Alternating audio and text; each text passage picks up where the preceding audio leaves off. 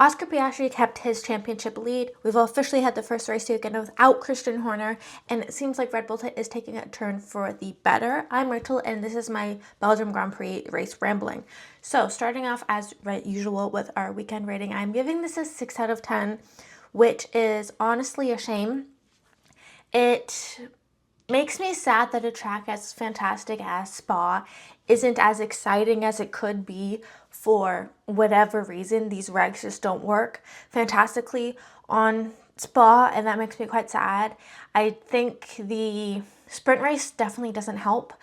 It's just not exciting enough of a track with these current regs, which is so silly to say, but like with these current regs, it's not an exciting enough of a track to want a sprint race. I think I enjoy being able to look at it longer because it's so beautiful. I think we miss.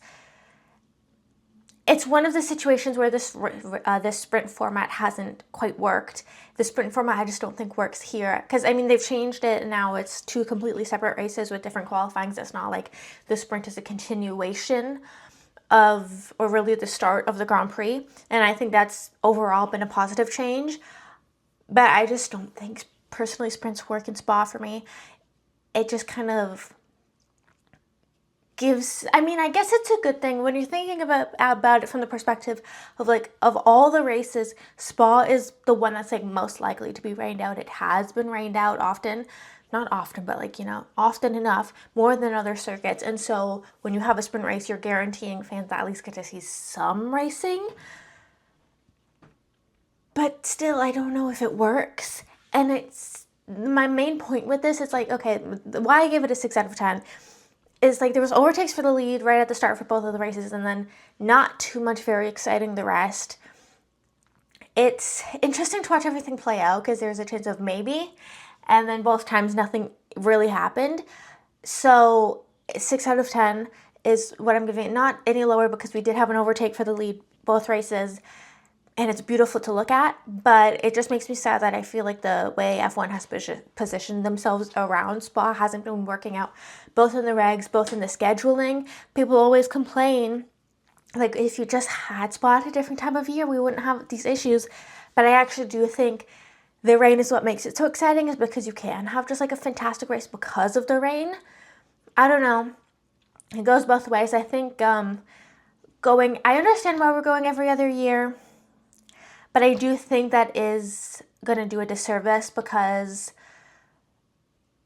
if you do have fans going, it gets rained out. It's longer till then they can come back. And then also if we have a not thrilling year, we're more likely to have it just completely fall off the calendar because people get bored of it.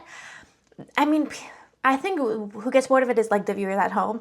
Everyone there was having a blast. I don't know if you guys stuck out the whole rain delay. I did. Everyone was having so much fun. We had some I can't remember who it was. Somebody from F1 TV was in the Max Verstappen grandstand and they were having a blast.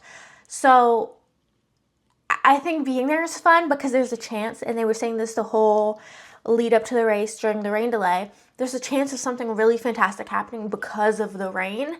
And so when it doesn't happen, it's kind of a disappointment, but it's still, the chance of it is what makes it so exciting.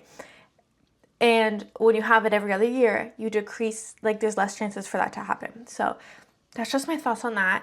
Moving on to sprint quali results. So this was kind of a crazy one, unexpectedly. Hamilton did quite poorly. Obviously, he had a lockup, which he even said, that's never happened to me in my career here. So not sure what happened there. We were then kind of questioning if some of the upgrades Ferrari brought this weekend weren't really working out. Charles later then said that no, they upgrades did what they expected them to, so that's a good thing. There's, they can still figure out how to maximize the upgrades, but it's not like it's gone in a direction they didn't expect, which is good. But yeah, Hamilton locked up there. It's kind of weird he just stayed there, causing the yellow flag. Strange. Antonelli also had a hard, I feel for Antonelli this weekend. He had a hard qualifying. He went off at some point and then got floor damage, and then didn't make it out of Q1 because of that. Albon also didn't do very well. I actually can't remember why. I don't have any notes for why that happened. But that's kind of surprising because then Sainz is up in P6. There was actually a lot of people who did not do well, like Russell in P13. Why did that happen? And then, so you have Gasly, Hadjar, Bortoleto, Behrman, Sainz, and Ocon from 10th to 5th, and then Piastri, Verstappen, Norris, Leclerc. Makes sense. I was expecting something like this in the top. I, of course, wasn't expecting all of the, like, mid-tier teams up there. That was nice to see. That's the fun of the sprint, is, like, something like this could happen. But then ultimately, we get to the race result and things sort of equal out. I mean, I feel very bad for Gasly here, which I want to touch on that quickly. Every driver, when they're going into a race, knows that there's a chance and they just have to ignore that.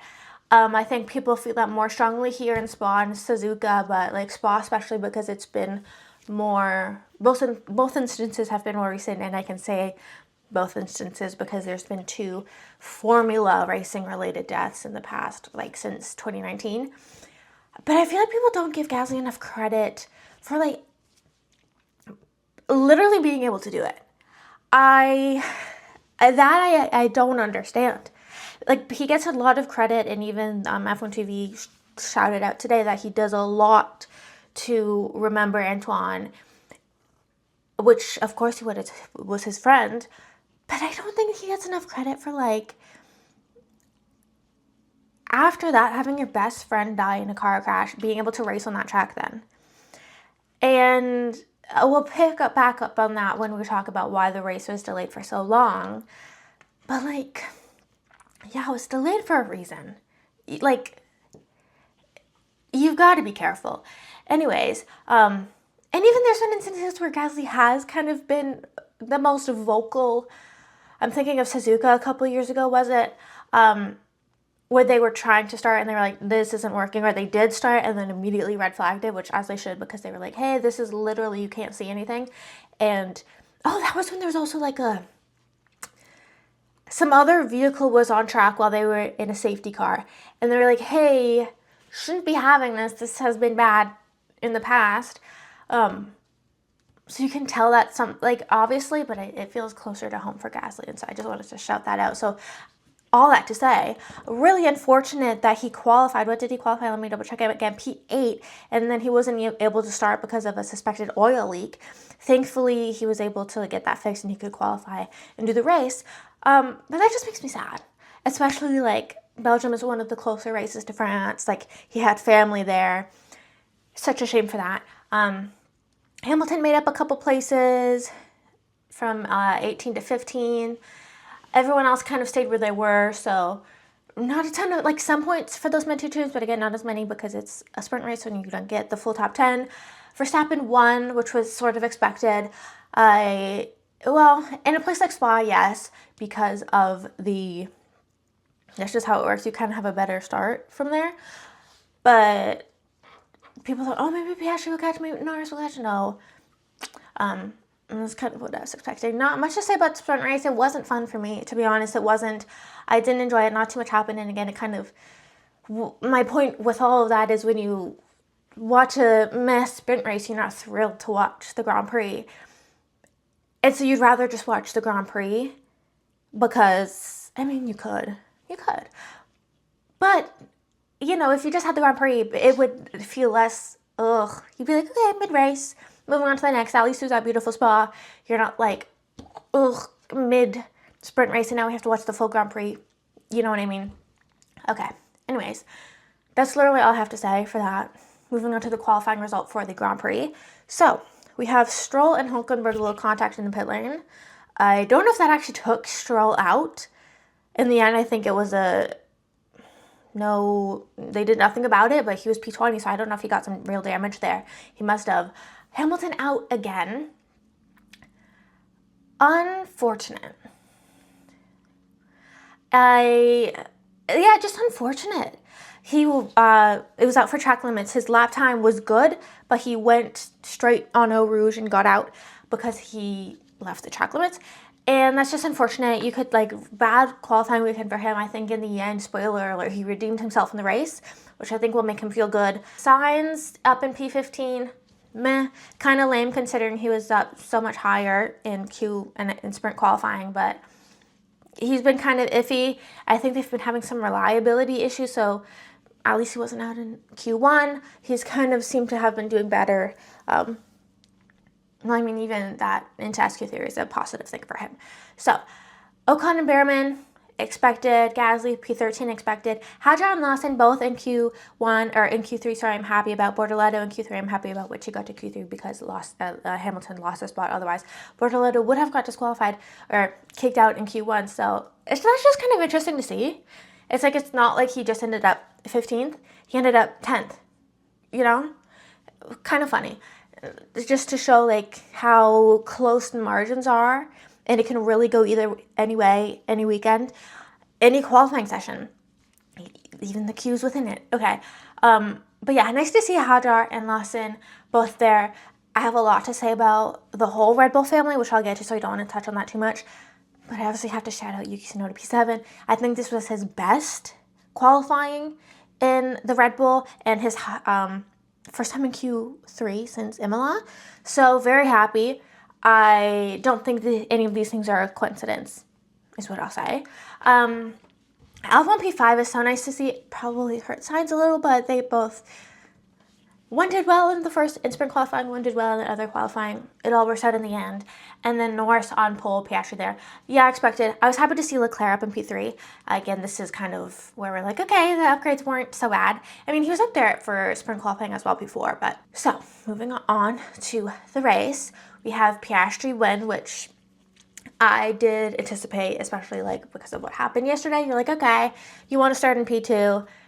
That happened. Even without a standing start, I mean, Piastri talked very plainly. He was like, I knew my chances the first lap we went. I was happy to hear that it was, no, he was kind of bummed out. It was a rolling start because he thought maybe he would have had a better chance from a standing start given the sprint race, but worked out for him. He was just like, I'm just going to lift less in Eau Rouge, and it worked. And then he kept it. There's kind of thought maybe, well, because Piastri pit earlier, because then he was the lead car, and so he gets preferential strategy, so he pit first, went on mediums. Lando did the opposite to go on hards, just to see maybe he'll have to pit, and I followed me on hards. I won't have to pit, I can stay out, maybe win. That was his shot. Which, I mean, that just kind of shows you where Spa is at, considering it was like they pit early on in the race. And they were like, well, my only chance to win is if I just stay out the whole time. I can't overtake him. Which is lame. Obviously, it didn't work out because Norris had a bad stop. Well, couldn't get one of the wheels on correctly. So took an extra second. And then he had a couple incidents when he was trying to chase down Piastri, who ended up never having to pit.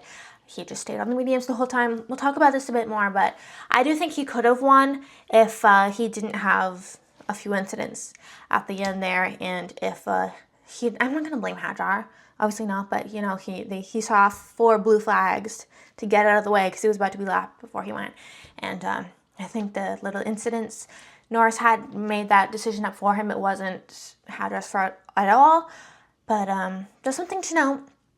We'll talk more about the McLarens. Interesting. Before I forget, because I'm just looking at this, I'm not looking at my actual notes, I need to talk about the whole delay.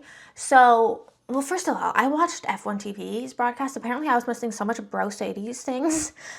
And like Nico Rosberg just going crazy in a good way on the Sky Sports broadcast. So, my bad that I missed that. I think that's funny that they literally pulled up a photo. Meanwhile, Lewis put his umbrella so he didn't have to look at Nico or something.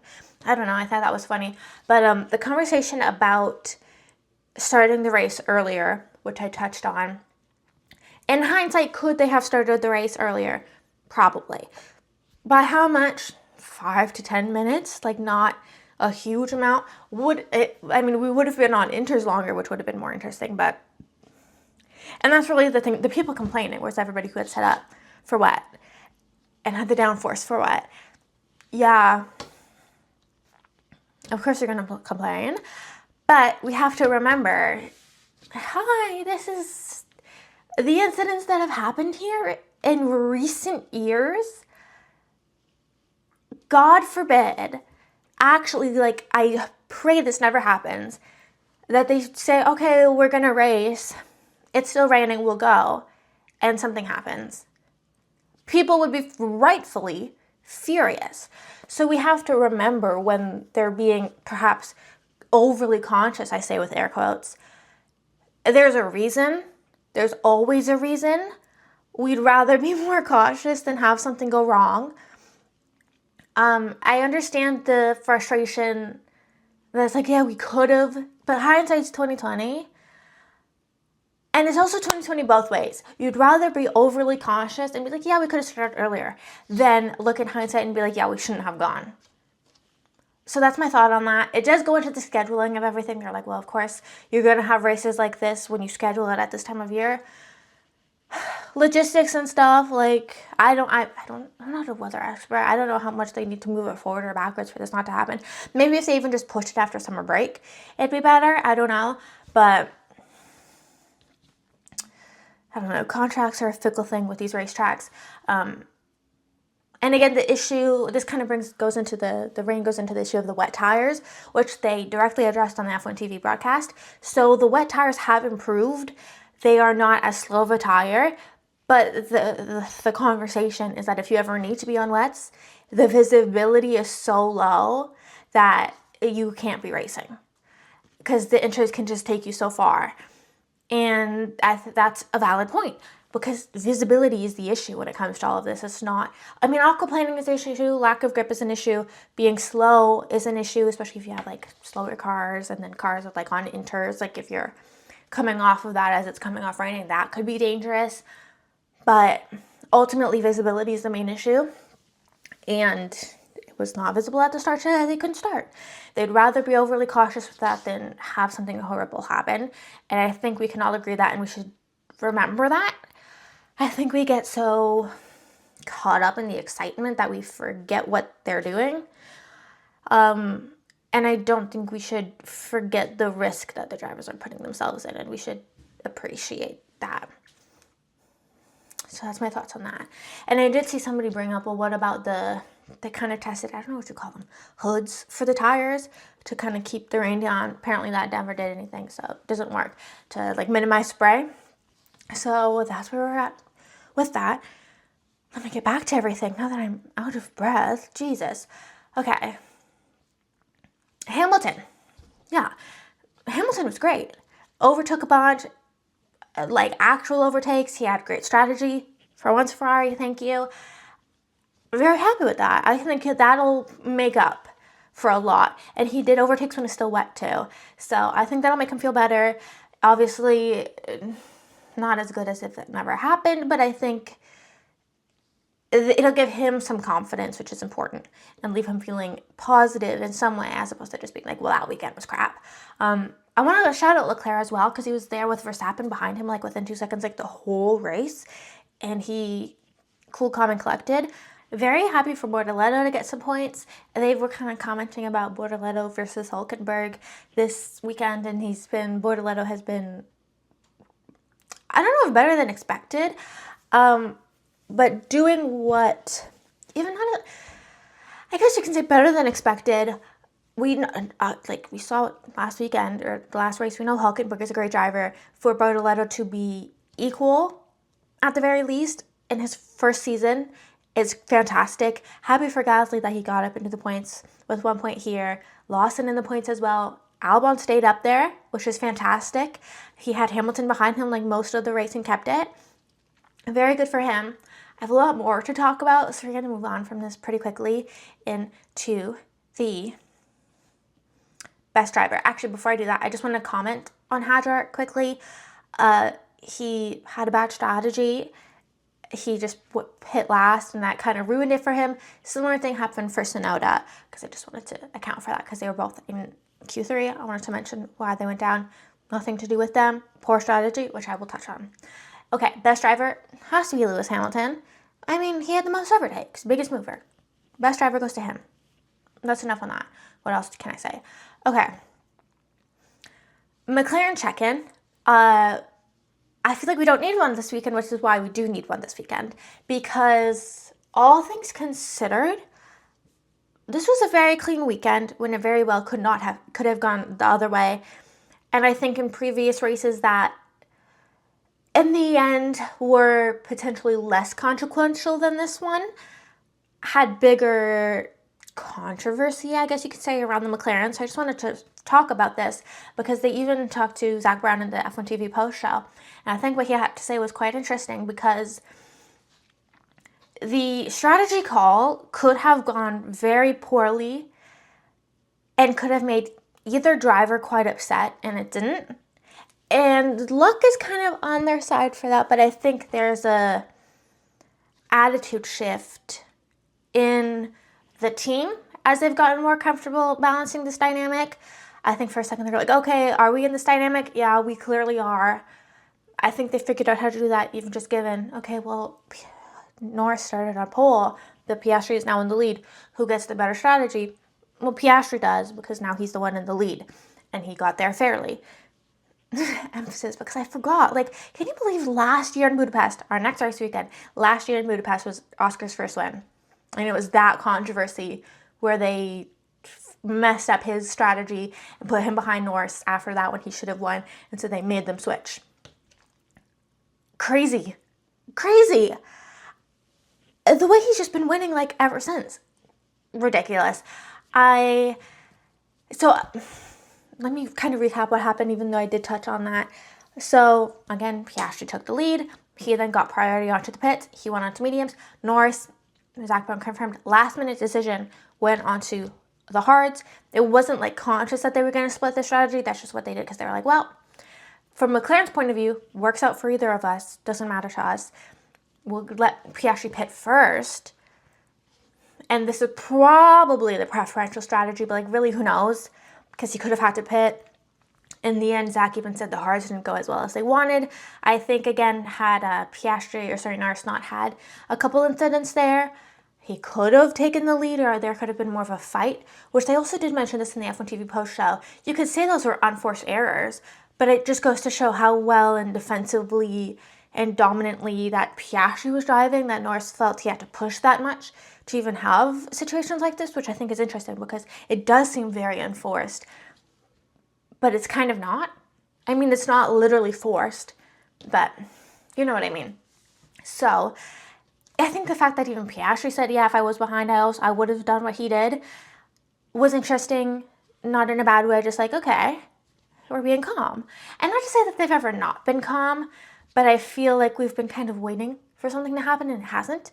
The closest we got was Canada, and I do have to mention that because I've been quite hard on Lando and how he speaks of himself, and I was vocally quite concerned about how he would do post-Montreal, where he just fully took himself out against his teammate. And he surprised me in how well he's been doing. I mean, he won Silverstone, he won his home race. He was here, he lost the lead, and then had a couple incidents and couldn't catch up to Piastri. And in his post-race interview said, like, oh, do you think you should have done this? He was like, oh, coulda, shoulda, woulda. Like, not what happened. Congratulations to Oscar. He did well, he deserved it. We'll always get him next time. This is exactly how I wanted Lando to talk about himself publicly. Admit any mistake, whatever, to whatever degree you need to. I don't really think he made any major mistakes today that he had to own up to, and so he didn't. Good. And move on. If you degrade yourself, people will degrade you, and that's just a negative spiral. Think about it. If, like, Max and Oscar kind of get told on or get ratted on for being a bit too stoic and arrogant, but I think everybody would kind of rather be talked about because of that rather than actually being too cocky, quote unquote, rather than actually give them some ammunition that can then, people can talk and it can be more hurtful. So I wanted to specifically shout out Lando there because I think the way he handled it was perfect. And because, again, there's not really that much to handle. It's just racing. And I think he even said that. And so the fact that, everybody seems happy, we all seem like there's an understanding, I think is very good. I think even the fact that they were like, yeah, well, he's in the lead, he's going to get preferential strategy. Good. If that's the baseline, keep that as the baseline and we're good. Because then there's no room for anybody to really get mad. It just comes down to your racing ability. And I do also want to point this out because there was potential for Lando to take the lead of the championship today, depending on where, if he won, depending on where Oscar ended up, or close the gap to 2 points. And so Oscar won, the points gap stands at 16 points. Less than it was a couple races ago, but obviously better than it was post Silverstone. So moving on to a Red Bull check-in, because this is also very necessary. And it's positive. Oh my God. I'm being positive. When does that ever happen? This feels like a breath of fresh air. I didn't realize, I was watching Laurent Mekies in his post-race interview with F1 TV, and he was just having fun a little bit. I was like, wow, oh my God, you can have a Red Bull team principal who's not a prick. Oh, how refreshing is this? And he just seemed excited. He wasn't and I think he's very well-spoken. Just kind of this is what it is. I was like, oh my God, do I take it? Well, of course, it's Red Bull, you take it. Talking about the whirlwind it's been, how well he's handled it, in my opinion. And just being very diplomatic. He was even asked, does this have anything to do with Max Verstappen? And his answer was, our priority is Max Verstappen. How we keep him happy is we give him a good car. That's all you have to say. Of course, we'd like more. Was it really? Probably. But great answer. He didn't get sniped or anything. Very well media trained. The Ferrari media training is strong with him. And there's also a situation with Yuki, which I want to mention. Rumors that he kind of hadn't gotten an upgrade. And so he got an upgrade now, and look how well he did. Yes, but Laurent even said, it's a difficult thing. You get the upgrade when you can. Obviously, we're going to give it to, well, he didn't say obviously we're going to give it to Max first, but it's not that that Yuki was being, or at least what he said, maybe he was being withheld an upgrade. His point is the upgrade was ready for Yuki. Yuki got the upgrade. Obviously, it's worked out for him. But what I really think has been the biggest difference is what I said, the energy. And I think this is positive. And I think it's positive because probably Max knows him the least. But otherwise, with all the other drivers, with a lot of the other crew, I'm sure, he's pretty well known. Because he's been at Racing Bulls. So Yuki has raced for him.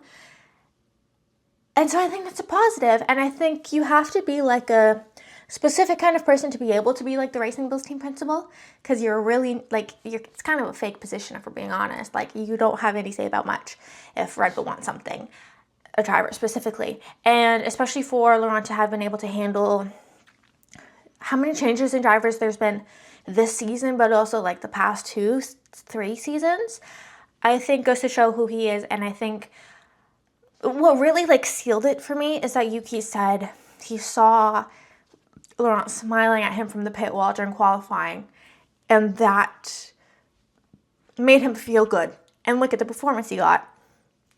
I don't think that aspect can be undermined. And clearly, no, I don't think anybody ever felt safe in the Red Bull seat, which subconsciously gets at you. But I think Yuki especially, they bumped Lawson up before him. Yuki knows he was only there because there was nobody else. That can't feel good. And so now to have a team principal that presumably they like each other and Yuki probably trusts him is probably a very good thing, because, and this is something I haven't really seen enough conversation about, in my opinion, is how much there's been a lack of consistency for both of the Red Bull teams this year and in the past few years. I was kind of maybe critiquing the change of Horner for that, but I think Laurent is kind of the perfect response to that because he's pretty well known, especially to somebody like Yuki who might be more sensitive to that than Max. Not more sensitive in general, but than Max specifically, because even Max probably wasn't liking Christian and was happy to see him leave, as rumored. So Laurent was obviously, it was the only choice, but obviously a good choice from that perspective. But Max has had 2 teammates this year. Lost his longtime teammate in Checo. Yuki has been in 2 teams and had multiple teammates this year. Liam has been in 2 teams and had multiple teammates. Isaac Asher has been in 2 teams and now they all have had multiple team principals. How much can we attribute that to the issues Red Bull has been having? And so I think a change like this, it really is looking, it's been one weekend, but they had the sprint run. is immediately more positive environment-wise for both teams. And I think that's a step in the right direction. Nothing else works if people aren't feeling good. Ferrari. So I'm happy to see this. And maybe I might like Red Bull. Now that they have a team principal who's not an asshole, maybe I'll wear a Red Bull shirt one day. Who knows? I'm a Ferrari fan, but I'm very much a neutral fan. More and more. It's just fun to see how everything happens. Okay. I think that's all I have to say on that. I'm happy. I'm very happy about this. And I was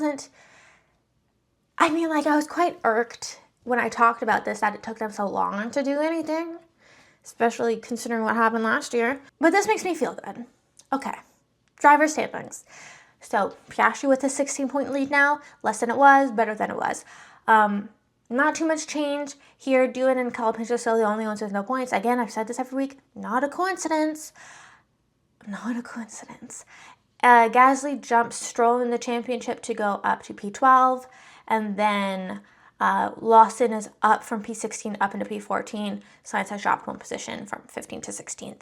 So that's just from the little fun we had this weekend in qualifying in the sprint specifically. I think really did that. Well, because then it played out in points because there wasn't much overtakes. Yikes. Okay. Constructors, no change, except for points, obviously. Alpine was still in P10. Not a coincidence. Listen to what I just said about consistency and what Red Bull would apply to yourself. One thing I do want to say, because it was brought up, and it's also something I had been kind of touching on. So the Williams have been kind of caught up in terms of their car development. But their point standing hasn't wavered because, as I had predicted, look at me, they did so well in the beginning that they just got a bunch of points that's now going to keep a cushion for them unless things go horrifically wrong for them. And I think they're going to stay pretty much in P5. I think they're going to kind of be I don't know if you would call this the best of the rest, but I guess so, like the best of the mid teams. Mid sounds mean. I can't remember the word we use. Midfield. There we go. Best of the midfield, simply because they got so many points at the start of the season. I don't expect anyone else to do so fantastically, especially now in the second half, maybe post-summer we'll see. But after that, I don't expect any upgrades from anybody, especially because of what's happened with the new regs next year. Everybody's going to want to shift their focus. And because we're leaving Europe, it's obviously easier to bring upgrades in Europe because everybody's based in Europe. So assuming nothing crazy happens with that, I expect this to stay because now everybody's a lot more equal in terms of car, what each individual driver for each team is able to take from that is really the hindrance. See Alpine, and that's not just to the drivers. It's you're not giving them an environment where either of them can do anything, which is why Doohan and Calapinto are the only two with no points. But I expect this to stay, and which I had predicted. I think they just did so well at the beginning. They got themselves their cushion, as I've said 5 times now. And everyone else is equal. And so nobody is doing much better than anyone else. So points are increasing, but they're all kind of increasing equally. From like Sauber to Haas, there can be some change from like 43 points to 35 points. Beyond that, I don't expect anything crazy to happen. Not a diss to Gasly at Alpine or either of the drivers at Alpine, but again, I don't expect whoever's not Gasly in that team to do fantastically because of the environment they are in. So I expect Alpine to stay at the bottom, to be honest. Simply because I think they'll have one driver that will sometimes score points, while all the other teams have 2 drivers that will sometimes score points. And so because nobody else is doing fantastically, the buffer Williams got them at the start of the season will pay them off very well, literally. So that's all I have to say. At 35 minutes in? This is a bit of a long one, but thank you so much for watching and or listening. If you watch this and you'd like to listen, it's on podcasting platforms. If you've listened and you'd like to watch, this is available on YouTube. Please like, comment, subscribe, share, follow, rate, all of the things, and I will see you next week for the Hungarian Grand Prix.